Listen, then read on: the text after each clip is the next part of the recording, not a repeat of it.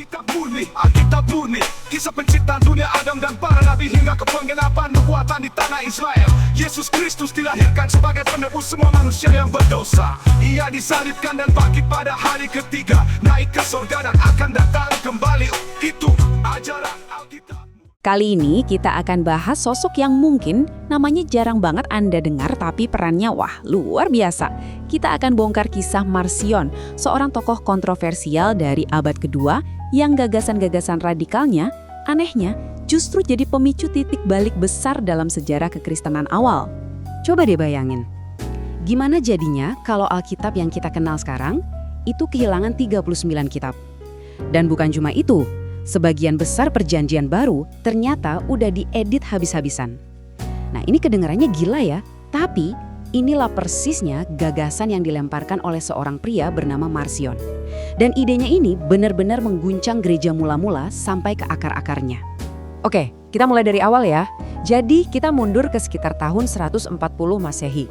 Di Roma, yang waktu itu jadi pusatnya gereja mula-mula, muncullah seorang tokoh namanya Marcion dari Sinope.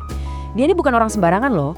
Dia seorang pemilik kapal yang kaya raya dan sangat berpengaruh. Tapi kedatangannya ke Roma bukan buat urusan bisnis biasa.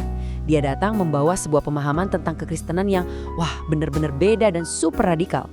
Nah, disinilah letak bomnya. Ini dia inti ajaran Marcion yang paling meledak. Dia nggak cuma coba-coba menafsirkan ulang siapa itu Tuhan. Enggak, dia melakukan sesuatu yang jauh lebih ekstrim. Dia membelah Tuhan jadi dua. Bisa bayangin kan? Ide ini benar-benar radikal dan langsung bikin geger seluruh fondasi pemikiran Kristen saat itu. Dan kalau kita lihat di sini, ini perbandingannya jelas banget. Jadi, menurut Marcion, ada dua Tuhan yang sama sekali berbeda. Di satu sisi, ada Tuhan dari Perjanjian Lama. Dia ini digambarkan sebagai pencipta yang keras, yang fokusnya cuma sama hukum dan keadilan yang kaku, suka menghukum. Nah, di sisi lain, ada Tuhan dari Perjanjian Baru. Ini adalah Tuhan yang dikenalkan oleh Yesus. Tuhan yang ini penuh cinta, penuh anugerah dan pengampunan. Bagi Marcion, ini bukan dua sisi dari satu Tuhan yang sama. Enggak, ini adalah dua entitas yang benar-benar terpisah dan berbeda. Oke, pertanyaannya sekarang kan gimana caranya Marcion mau membuktikan teori liarnya ini? Teori tentang dua Tuhan. Nah, jawabannya tuh simple tapi juga drastis banget. Dia ibaratnya melakukan operasi bedah besar-besaran terhadap kitab suci yang ada pada waktu itu. Biar kita paham seberapa gila tindakan Marcion ini, kita perlu lihat dulu konteksnya. Sekitar tahun 140 Masehi itu, apa sih yang dianggap kitab suci oleh orang Kristen? Ya, mereka pakai seluruh Perjanjian Lama. Terus ada juga Injil-Injil seperti Matius, Markus, Lukas, dan Yohanes. Ditambah surat-surat dari Paulus dan tulisan-tulisan para rasul lainnya yang sudah beredar. Nah, Marcion melihat semua tulisan ini dan dia merasa ini masalah. Menurut dia, semua cerita tentang Tuhan yang keras di Perjanjian Lama itu sama sekali nggak cocok dengan ajaran Yesus yang penuh kasih. Terus solusinya gimana? Bukan ditafsirkan ulang, bukan. Solusi Marcion jauh lebih ekstrim. Tolak semuanya. Dan inilah hasilnya. Alkitab versi Marcion. Coba bayangin, seluruh Perjanjian Lama dibuang, lenyap. Dari 4 Injil yang ada, dia cuma pakai Injil Lukas. Itu pun udah diedit habis-habisan. Semua yang berbau Perjanjian Lama atau keyahudian dia hapus. Terus dari surat-surat Paulus dia cuma ambil 10. Dan itu pun kena edit juga. Inilah bisa kita bilang Perjanjian Baru pertama yang pernah disusun secara resmi. Ya, meskipun isinya jauh banget beda dari yang kita punya sekarang. Tapi belum selesai sampai di situ. Ajarannya makin aneh. Biar makin jelas pemisahannya antara Yesus dengan si Tuhan pencipta Perjanjian Lama, Marcion juga ngajarin sesuatu yang namanya doketisme. Apa itu? Gampangnya gini, dia percaya kalau Yesus itu nggak benar-benar punya tubuh manusia. Dia cuma kelihatan kayak manusia, tapi sejatinya adalah roh. Tujuannya apa? Ya biar Yesus nggak ada hubungannya sama sekali dengan dunia fisik yang menurut Marcion diciptakan oleh Tuhan yang jahat itu. Ya, tentu saja. Para pemimpin gereja nggak mungkin diam aja kan?